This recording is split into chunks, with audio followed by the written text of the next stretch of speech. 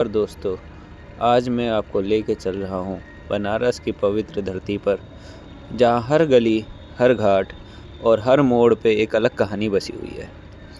आज हम एक नाव की सवारी करेंगे और गंगा के किनारे बने इस अद्भुत घाटों को देखेंगे।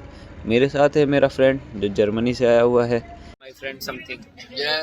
या Yes. Now we go for the boat. Yes. Banaras एक ऐसी जगह है जहाँ हिंदू धर्म की सुंदरता और इतिहास का अनुभव होता है। यहाँ की गंगा नदी और उसके किनारे स्थित घाट एक अद्भुत और दिव्य एहसास कराते हैं। जब आप बनारस के घाटों पर खड़े होते हैं तो आपको एक अलग ही शांति और एकता का अनुभव होता है। यहाँ की नाव यात्रा सिर्फ एक सफ़र नहीं, बल्कि यह एक आध्यात्मिक यात्रा है। जब नाव गंगा के शांत पानी में बहती है तब हर दिशा से आपको धार्मिक, सांस्कृतिक धरोहर का आनंद मिलता है। नाव पर बैठे लोग अपने धार्मिक कर्तव्यों में, जैसे अर्चना, स्नान करना, पुण्य जन्म की कामना करना, इन सभी चीज़ों में वो लगे रहते हैं। यहाँ का वातावरण हिंदू धर्म की एकता, उसकी सुंदरता को दर्शाता है, जहाँ सभी धर्म, जाति, समुदाय के लोग एक ही नदी के किनारे आकर अपनी भक्ति और आस्था को प्रकट करते हैं। तो बनारस के घाट और नाव यात्रा यह साबित करता है कि हिंदू धर्म सिर्फ एक धार्मिक विचार नहीं, बल्कि एक जीवन दर्शन है, जिसमें सभी जीवों की एकता, सद्भावना को सर्वोपरि माना जाता है। धीरे धीरे नाव में प्रतियोगिता की शुरुआत हो चुकी है। सभी दशाश्वमेध घाट पे जाके अपनी नाव को एक अच्छी जगह लगाना चाहते हैं जहां से आरती की दर्शन अच्छे से हो सके। जैसे ही हम नाव में बैठते हैं तो एक अलग ही अनुभव होता है, जैसे कि हम गंगा के शांत पानी में डूबते जाते हैं। हर घाट की अलग अलग खूबसूरती सामने आती है। तो अगर हम बात करें मणिकर्णिका घाट की, तो यह 14 स्थान के रूप में प्रसिद्ध है। यह घाट जीवन और मृत्यु के बीच की कड़ी को दर्शाता है। मान्यता यह है कि जो व्यक्ति यहाँ अंतिम संस्कार के लिए आता है वह जन्म और मरण के चक्कर में से मुक्त हो जाता है। इस घाट के बारे में एक दिलचस्प कहानी है कि यह घाट भगवान शिव के आशीर्वाद से पवित्र है और यहाँ अंतिम संस्कार करने से व्यक्ति के पाप नष्ट हो जाते हैं और मोक्ष की प्राप्ति होती है। कहा तो ये भी जाता है कि वृद्ध अवस्था में पूरे हिंदुस्तान से कई लोग बनारस में आकर बस जाते हैं, जब तक कि उनके प्राण उनके शरीर से अलग ना हो जाए, तब तक वो मोक्ष की प्राप्ति के लिए बनारस में ही रहते हैं। तो बनारस एक ऐसी पवित्र जगह है जहाँ पर आने से ही आपको पुण्य की प्राप्ति होती है। अगर बनारस के कुछ प्रसिद्ध घाटों की बात की जाए तो आप हरिश्चंद्र घाट को कैसे भूल सकते हैं। यह घाट भी मणिकर्णिका घाट की तरह ही महत्वपूर्ण है, लेकिन यह एक विशेष कारण से प्रसिद्ध है।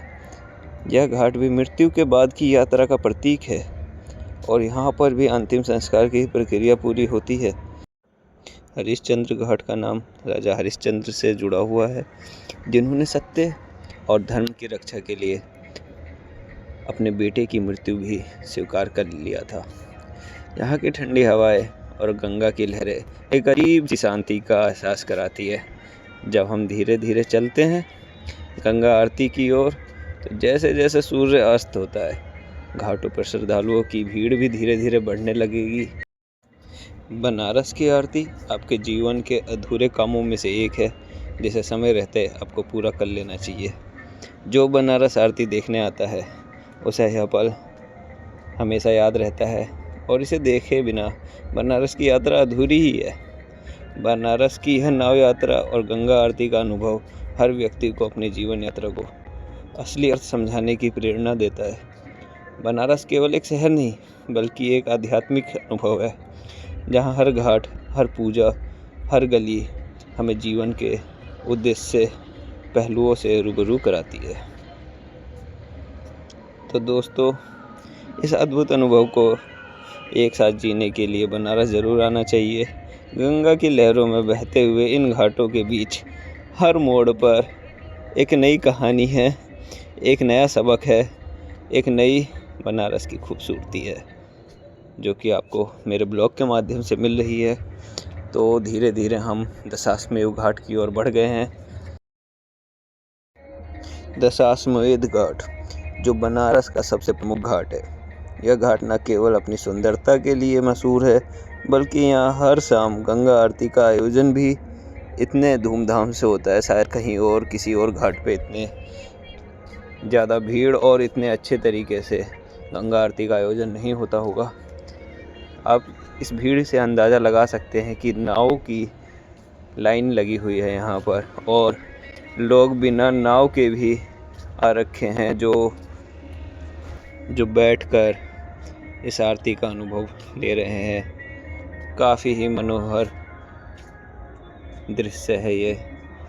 मैं अपने शब्दों से इसको बयान नहीं कर सकता। आपको बनारस आना ही पड़ेगा इसके लिए। धीरे धीरे अब गंगा आरती की शुरुआत हो चुकी है। अगर मैं आपको गंगा आरती के बारे में कुछ बताना चाहूँ तो गंगा आरती का आयोजन हर दिन सूर्यास्त के समय होता है, जब आकाश में हल्की सी शाम और छाव हो जाती है। गंगा के जल में सूरज की किरणें तिरछी आने लग जाती हैं। जैसे ही शाम ढलती है, दशाश्वमेध घाट पर भक्तों और श्रद्धालुओं की भारी भीड़ एकत्र होने लगती है। हर वातावरण यह दर्शाता है कि भक्ति किस तरह से एक घर एकत्र हो रही है। यह हर घाट पे जलते दीपों की रोशनी, मंत्रों की गूंज और गंगा के पवित्र पानी का संगम है।